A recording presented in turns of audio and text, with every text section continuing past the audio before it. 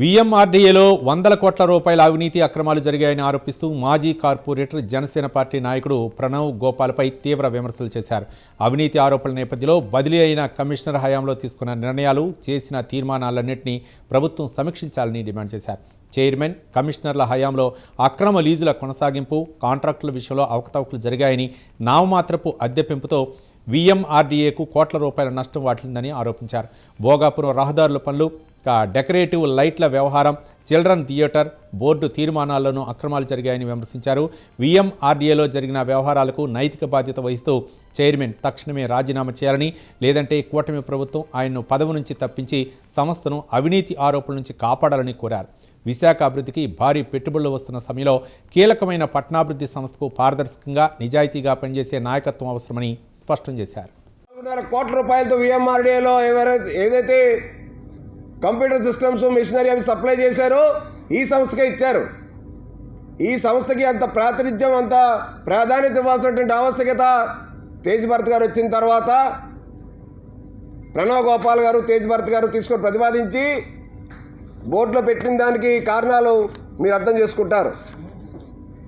ఇంకోటి, యాపిల్ పేరుతో సాఫ్ట్వేర్ కంపెనీకి మొత్తం దోచిపెట్టేస్తారని చెప్పి ఆధారాలతో చెప్పారు. సబ్జెక్ట్ నెంబర్ 4 బోర్డు మీటింగ్లో అమరావతి సాఫ్ట్వేర్ సొల్యూషన్కి సాఫ్ట్వేర్ డెవలప్మెంట్ కోసం 4,24,80,00,000 రూపాయలు చెల్లించడానికి బోర్డులో తీర్మానం చేసి పంపించారు. గతంలో సాఫ్ట్వేర్ మెయింటెనెన్స్కి వీఎంఆర్డీఏలో విశ్వనాథం గారు ఉండేంత వరకు కూడా నెలకి కేవలం 3.5 లక్షలు మాత్రమే ఇచ్చేవారు. ఇప్పుడు అది నెలకి సుమారు 18 లక్షల రూపాయలకి అమాంతంగా పెంచేశారు. ఈ చైర్మన్ ప్రణవ్ గోపాల్ గారు, అలాగే తేజ్ భరత్ గారు మీ అందరికీ దృష్టిలో తీసుకొచ్చాం. మాస్టర్ ప్లాన్ రోడ్లు ఏవైతే ఉన్నాయో 7 మాస్టర్ ప్లాన్ రోడ్లు, ఆ మాస్టర్ ప్లాన్ రోడ్లలో స్ట్రీట్ లైట్స్ వేయాలి, పోల్స్ వేయాలి అని చెప్పి దానికోసం 11,79,00,000 రూపాయలతో ప్రతిపాదన పెట్టారు. 4 రోడ్లకి, 7 రోడ్లకు గాను. డెకరేటివ్ పోల్స్ పేరుతో వీఎంఆర్డీఏ చైర్మన్ ప్రణవ్ గోపాలు, వెళ్ళిపోయినటువంటి కమిషనర్ తేజ్ భరత్ గారు కలిపి ఈ యొక్క 11,79,00,000 ఏదైతే ఎలక్ట్రికల్ పోల్స్ కాంట్రాక్టర్ పిలిచి కాంట్రాక్టర్తో పోల్కి 25,000 రూపాయలు, లైట్కి 2,200 కమిషన్ పెట్టుకున్నారో అది బహిర్గతం చేసిన తర్వాత, ప్రభుత్వాన్ని నేను ఫిర్యాదు చేసిన తర్వాత ఆ టెండర్లు రద్దు చేశారు. ఇప్పుడు ఆ టెండర్లు 4.5 కోట్లకే కేవలం పిలిచారు. ఆ టెండర్లు మొత్తం విలువ 4.5 కోట్లు. 20-25% లెస్ వేస్తే 3.5 కోట్లు.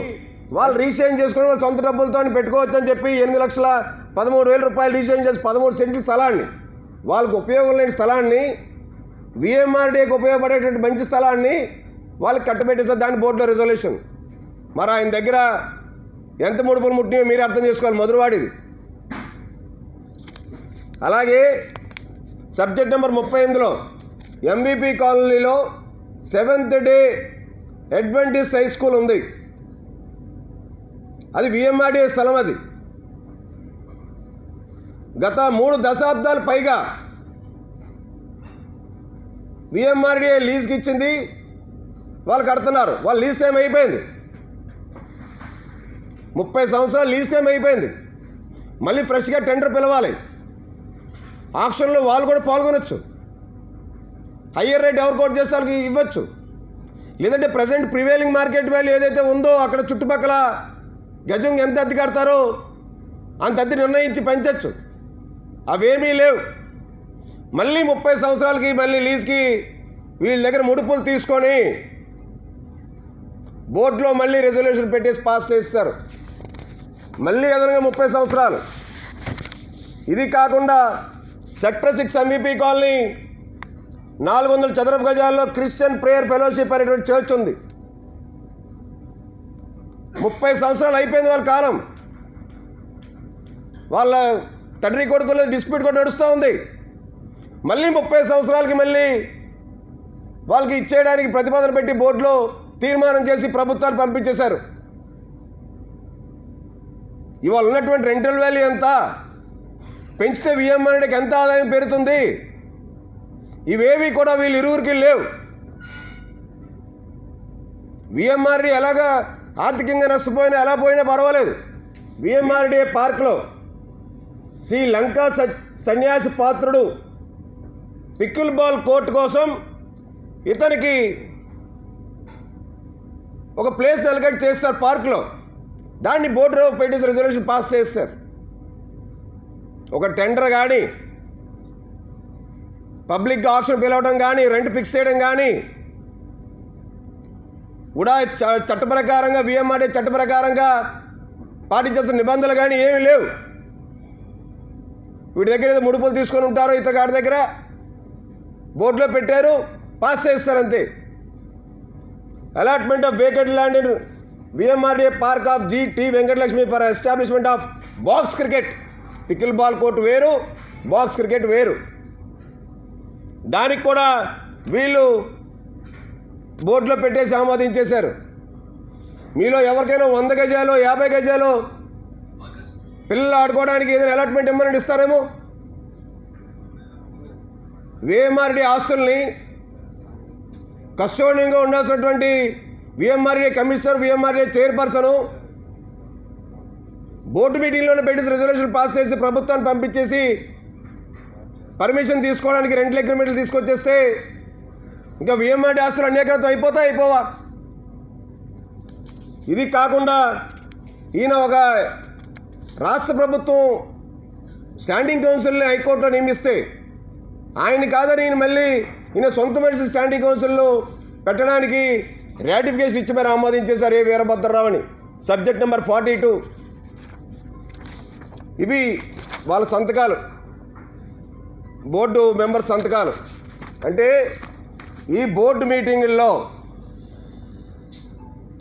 ప్రణవ్ గోపాల్ చైర్పర్సన్గా ఉంటున్నటువంటి సమయంలో బోర్డు మీటింగ్లో జరిగినటువంటి నిర్ణయాలు, తేజ్ భరత్ గారు కమిషనర్ హోదాలో ఉండి బోర్డు మీటింగ్లో తీసుకున్నటువంటి నిర్ణయాలపైన రాష్ట్ర ప్రభుత్వం ఒక కమిటీ వేసి విచారణ జరిపిస్తే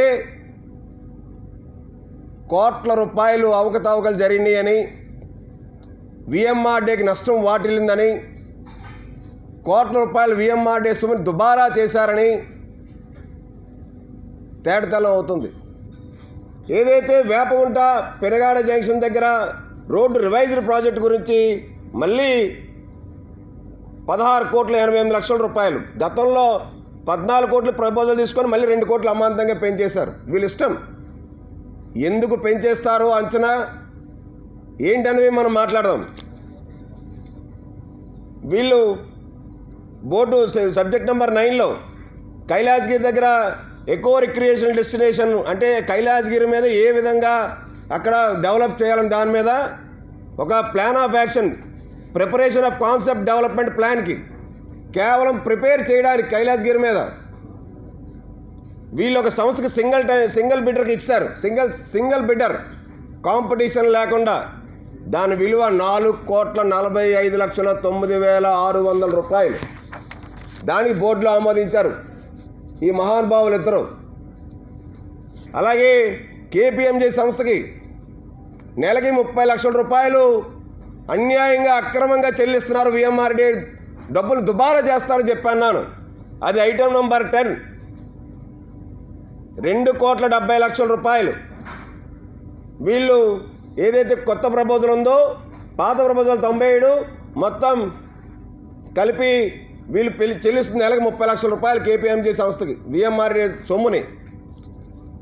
ఇంకోటి సింగిల్ బిడ్డర్గా గుప్తా ఇన్ఫ్రా వెంచర్స్ అండ్ కన్స్ట్రక్షన్స్కి పీపీపీ మోడ్లో ఒక విఎంఆర్డీ ఆస్తిని మిథిలాపురి కాలనీ లేఅవుట్లో కట్టబెట్టారు సింగిల్ బిడ్డర్కి. వీళ్ళు తీసుకున్న నిర్ణయాలు ఎలా ఉన్నాయో చూడండి. గంభీరం 1 and 2 రోడ్లకి కాంట్రాక్టర్ పిలిచారు. స్ట్రీట్ లైట్ సపరేట్గా టెండర్ పిలిచారు. గంభీరం 1 and 2 రోడ్లు 2 కూడా భోగాపురం ఎయిర్పోర్ట్ ముసుగులో ఒక ప్రైవేట్ రియల్ ఎస్టేట్ సంస్థకి వేస్తున్నారు. దానికోసమే 100 కోట్ల రూపాయలు ఖర్చు పెడతారు ఏదైతే చెప్పానో వాస్తవాలతో మిమ్మల్ని కూడా తీసుకెళ్తానని చెప్పాను వచ్చిన వాళ్ళని. ఇక్కడ 8,90,00,000 రూపాయలు అదనంగా రోడ్లు వేయడానికి కాకుండా, లైట్లు వేయడానికి కాకుండా, కేవలం డ్రైన్స్కి, సీసీ డ్రైన్స్కి, స్ట్రాంగ్ వాటర్ డ్రైన్స్కి అన్నిటికి కలిపి మళ్ళీ అదనంగా బోర్డులో పెట్టి 8,90,00,000 రూపాయలు ఒక ప్రైవేట్ రియల్ ఎస్టేట్ సంస్థ విల్లాలు కడుతుంటే, ఇంటర్నేషనల్ స్కూల్ కడుతుంటే, ల్యాండ్సమ్ అనేటువంటి సంస్థకి కోసం ఇన్ని కోట్ల రూపాయలు విఎంఆర్డీ ధనాన్ని వీళ్ళు దోచి పెడతా ఉన్నారు వాళ్ళ రియల్ ఎస్టేట్ వ్యాపారం కోసం. అన్నీ ఈయన తీసుకున్నటువంటి నిర్ణయాలన్నీ కూడా రాటిఫికేషన్ ముందరే అనుమతి ఇచ్చేస్తారు కమిషనర్ గారికి, ఆయన హక్కు ఉంది ఇవ్వడానికి. తర్వాత బోర్డులో పెట్టి రాటిఫై చేస్తారు. ఇదే మాదిరిగా జేఎస్డబ్ల్యూ ఇండస్ట్రియల్ పార్క్ విజయనగరం దగ్గర ఉంది. మాస్టర్ ప్లాన్ 2041లో ల్యాండ్ యూజ్, అగ్రికల్చరల్ ల్యాండ్ని ఇండస్ట్రియల్, కమర్షియల్, రెసిడెన్షియల్ యూజ్లోకి మార్చడానికి 5 గ్రామాల్లో రోడ్డు విత్ 45 మీటర్లు కాకుండా ఇంకా ఉన్న రోడ్డు విత్ ఉంచడానికి ఈ సంస్థకి ఇచ్చినటువంటి మినహాయింపు ఎంతో తెలుసండి? 44 కోట్ల రూపాయల 57,12,564 రూపాయలు గవర్నమెంట్కి పంపించారు ల్యాండ్ యూజ్ కోసం. వాళ్ళకి ఈ మినహాయింపు ఇవ్వడానికి బోర్డు మీటింగ్లో రెజల్యూషన్ పాస్ చేసి, పరదేశీ పాలెం ఓజోన్ లేఅవుట్ మీకు చెప్పాను మీ అందరికీ. ఈ పరదేశీ పాలెం ఓజోన్ లేఅవుట్లో ఏవైతే అలాటెడ్ ప్లాట్స్ కోర్టు కేసులు ఉన్నాయో అవన్నీ కూడా వీళ్ళకి కావాల్సిన వాళ్ళకి వీళ్ళతో మిలాఖత్ అయ్యి పెద్ద మొత్తంలో ముడుపులు తీసుకున్న వాళ్ళకి అవి క్యాన్సిల్ చేసేసి ఫ్రెష్గా ఉన్నటువంటి డిస్ప్యూట్ లేనటువంటి ప్లాట్లు కోర్టు కేసుల్లో ఉన్నట్లకి వాళ్ళకి ప్లాట్ల అలాట్మెంట్ల కోసం సబ్జెక్ట్ నెంబర్ 28లో ఓజోన్ వ్యాలీలో వీళ్ళు బోర్డు రెజల్యూషన్ తీసేసుకున్నారు.